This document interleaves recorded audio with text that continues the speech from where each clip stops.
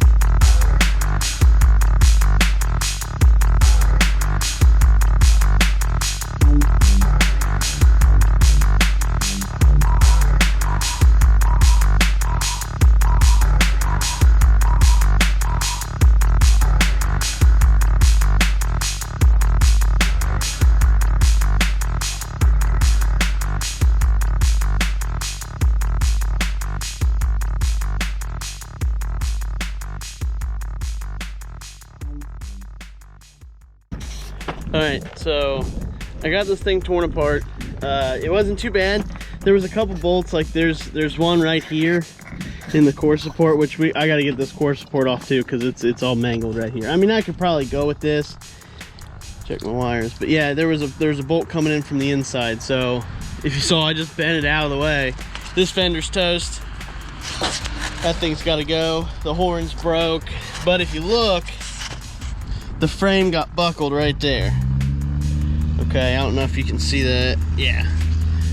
But yeah, it got buckled right here, and it's actually hitting the exhaust. So it shoved this in, which then would change the toe and push the tire back. So it looks like I'm gonna have to take it down to my buddy's frame shop or body shop, and they'll have to pull it out. Because I mean, I had a 92, the same thing happened to it, and I rebuilt it and drove it for quite a few years, and it was shoved in like back here, back behind this point, because this looked all normal. It was shoved way back here like 5 inches. But this is kind of why we're doing it. I mean, there's literally no rust on this thing, and it's an Ohio truck. It was bought in Ohio, made in Indiana, and if you know what Ohio trucks look like after they're this old, they're toast. So this is actually in really good shape. So that's why we're fixing it. So stay tuned. All right, so it's day 2.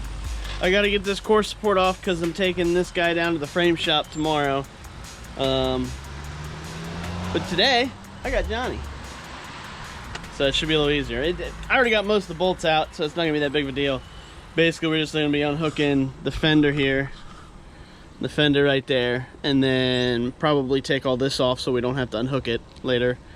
And then they got the little stupid cooler, and that's pretty much it. I already got the body mounts out. So we'll probably take the plastic cover off the bottom and kind of get ready for the frame shop. Get the frame exposed is what we're trying to do. Get some room to work, that's all.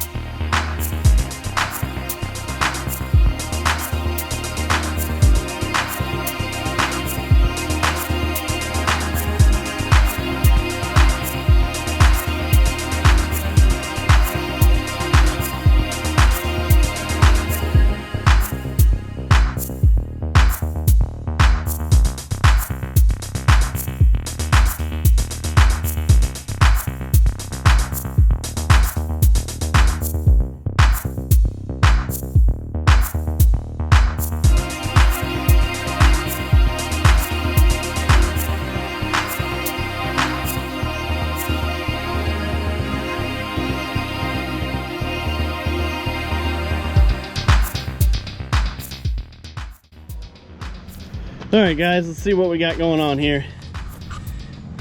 Right here, get the glare out. I don't know, it's kind of hard to tell, but right here, it's pushed the frame in pretty far. I mean, That's what we got going on right here. It pushed it back quite a bit, but when you look at it, that means this is actually still straight, and the front part right here. So it looks like it might have bent a little here and bent right here, but it definitely shoved in. So what we're gonna try to do is hook up to the frame rack probably around here, and probably hook onto here and pull it out. So we'll see what happens. I might try to get that guy out, cut that thing so it's not gonna hinder us any. The tie rod, I want to say it looked pretty rough yesterday. Yeah, see, it's got some play if you look right here. But this ball joint, that's solid. Let's check the bottom one.